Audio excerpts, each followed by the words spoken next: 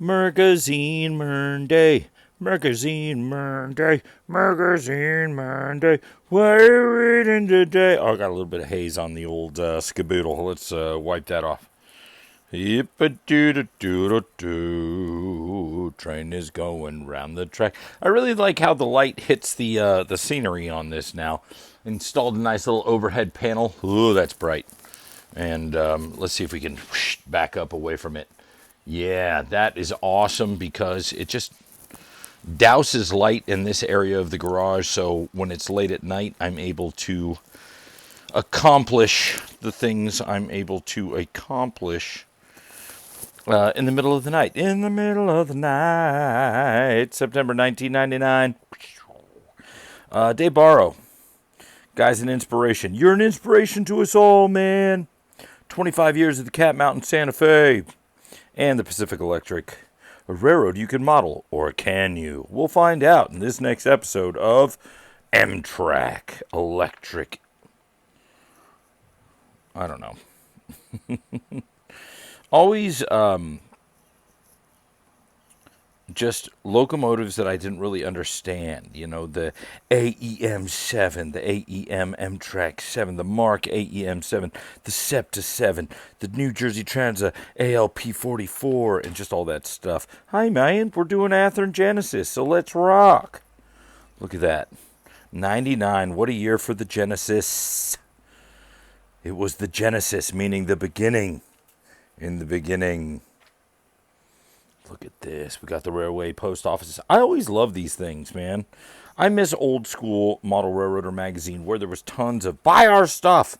Advertisements, buy our stuff.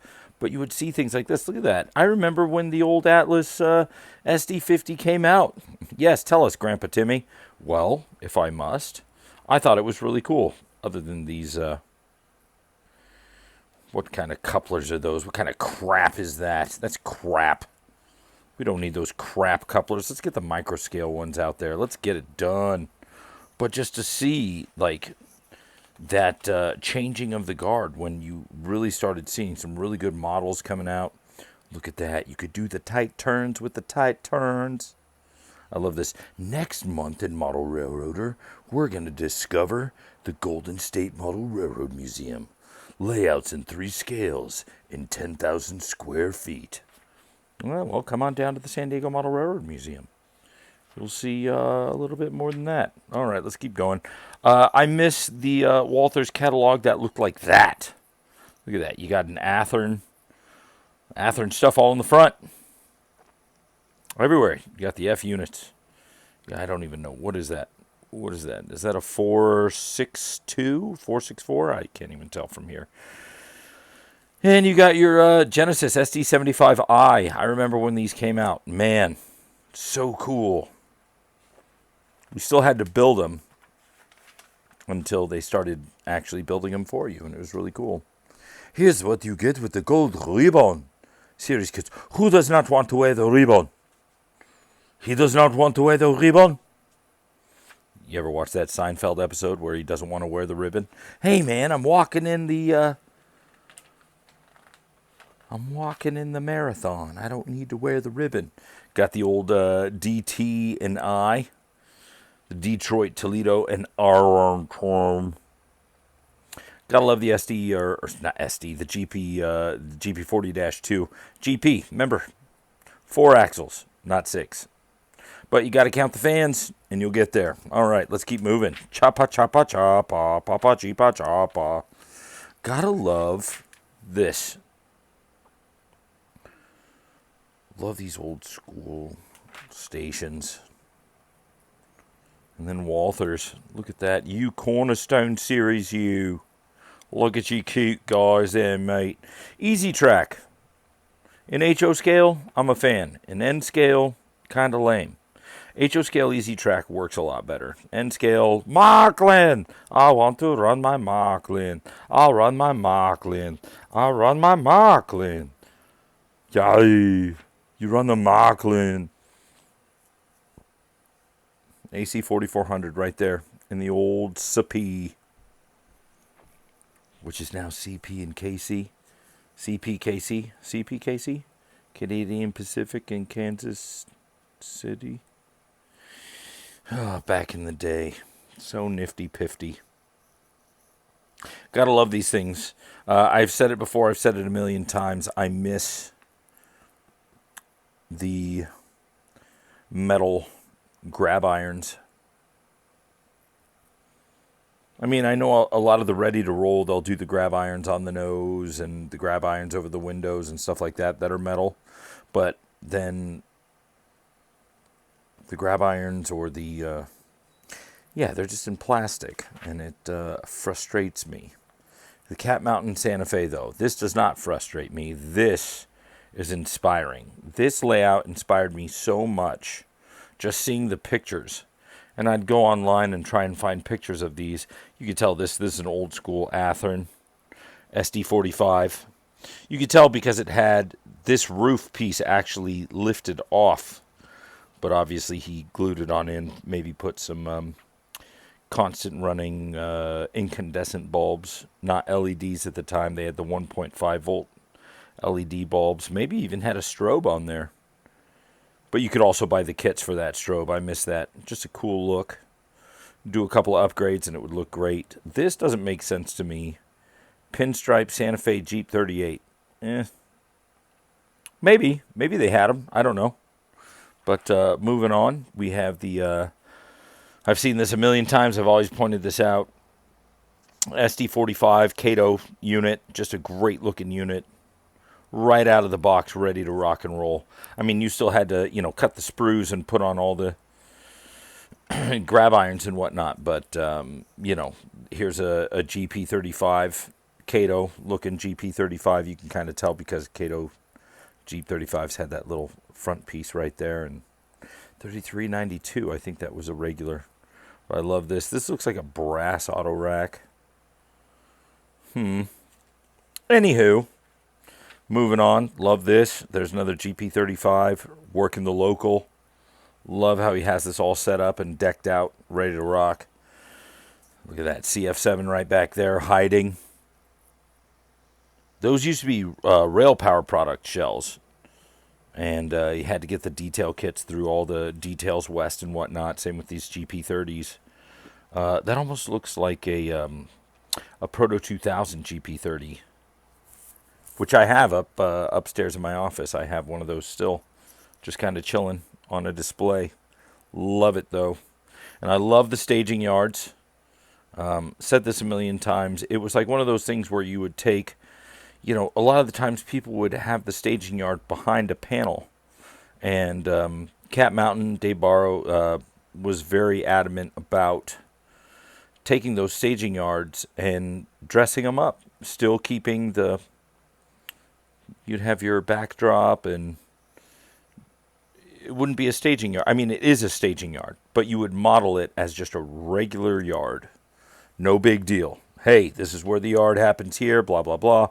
Ooh, red cars to the harbor. Pacific Electric. Hey, man. Pacific Electric, man. Good old PE, physical education.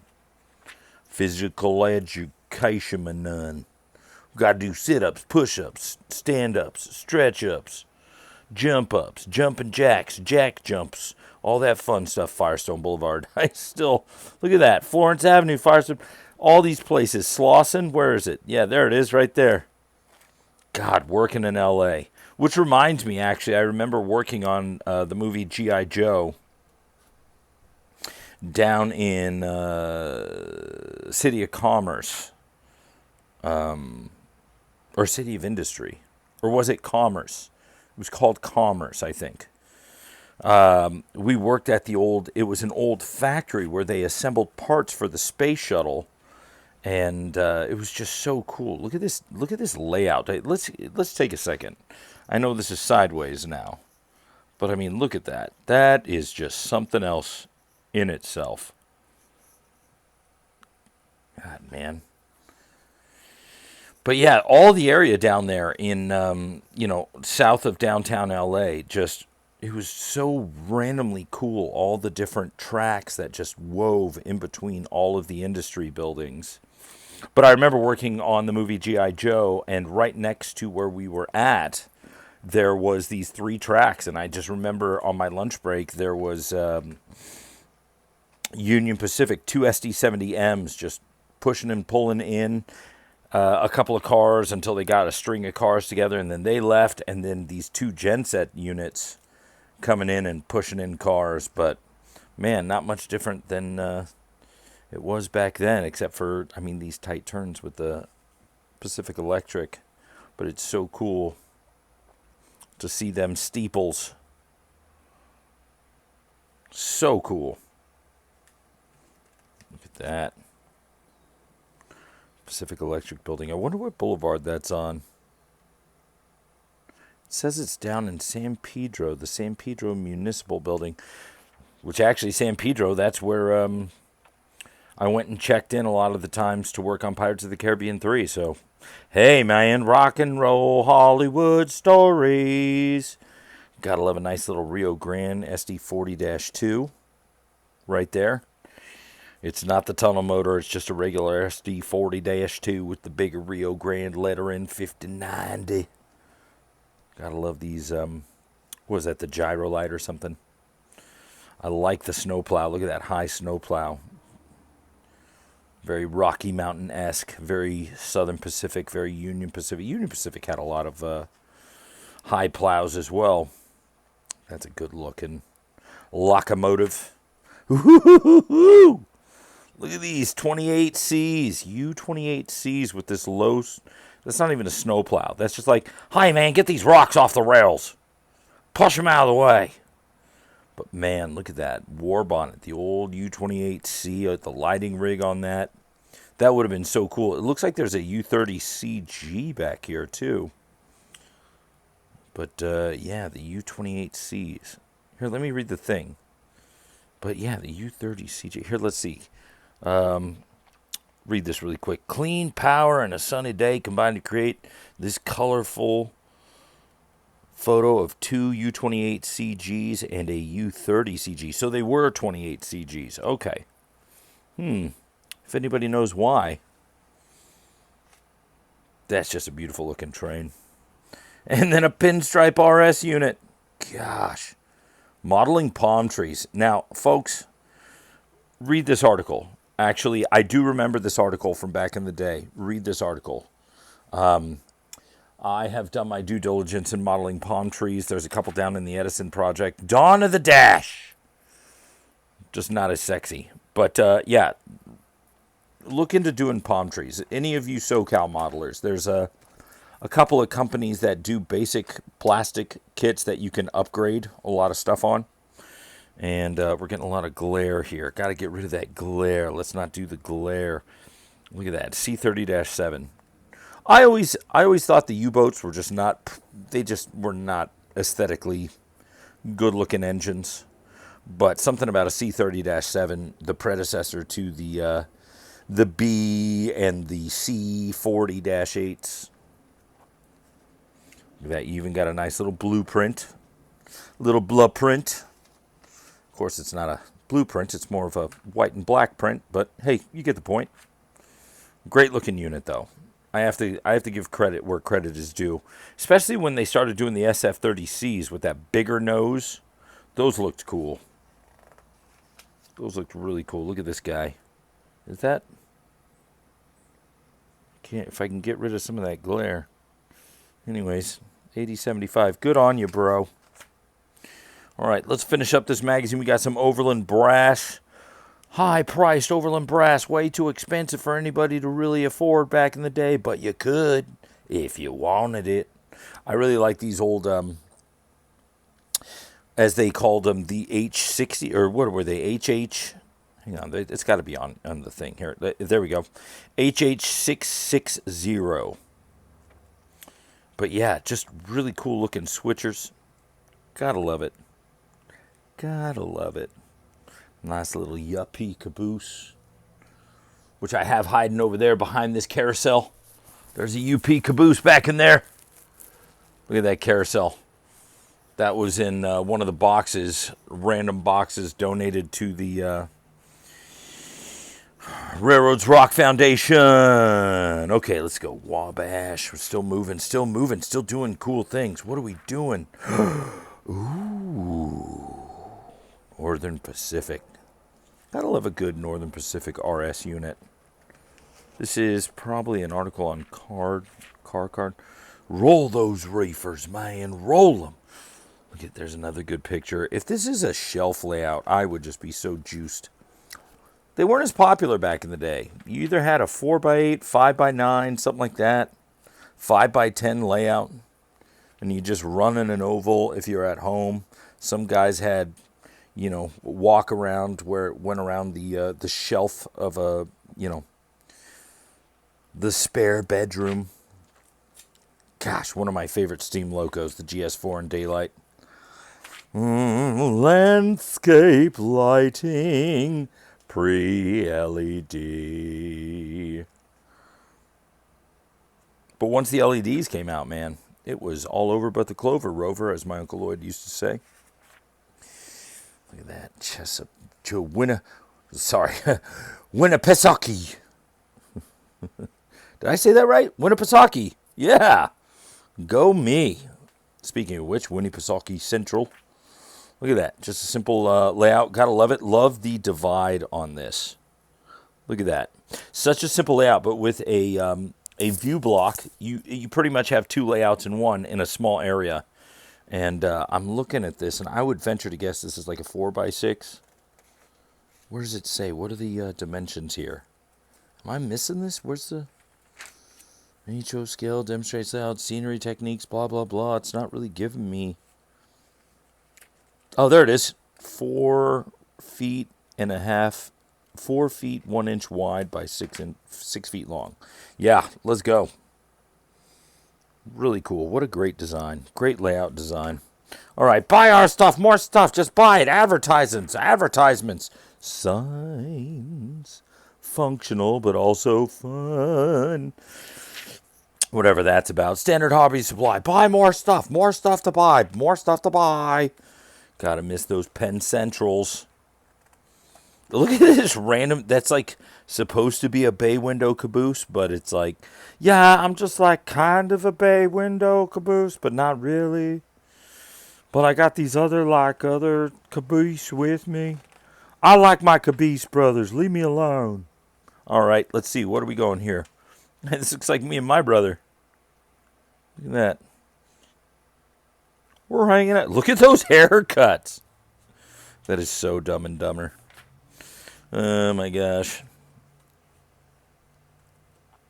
You hungry? Nah, I swallowed a June bug on the way up here. Pretty full. Ooh, Control Master 20. Reminds me a lot of this guy right here, which I figured out the problem, and it wasn't the layout, or it wasn't the controller, it was the layout. So, but I love those things. But yeah, Control Master 20 Power Center. These things were unstoppable. And let's go to along the line. Jim Finley's Tioga Pass. Come on, Jim. What do you got going on, bro?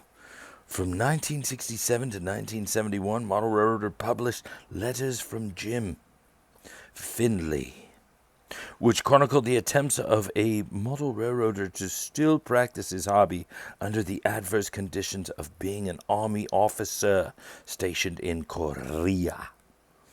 The letters were among the most humorous material ever published in Model Railroader.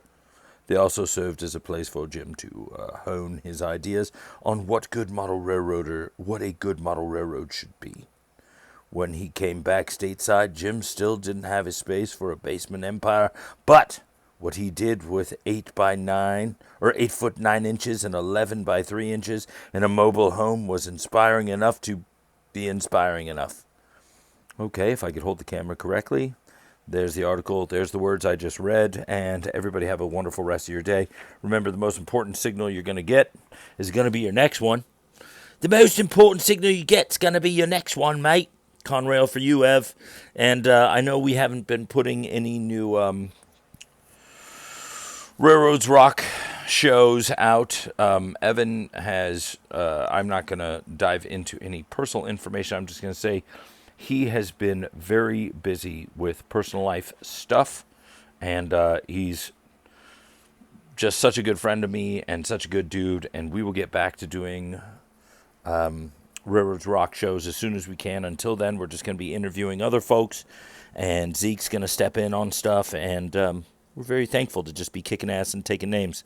So rock and roll, folks, and until then, we'll see you soon.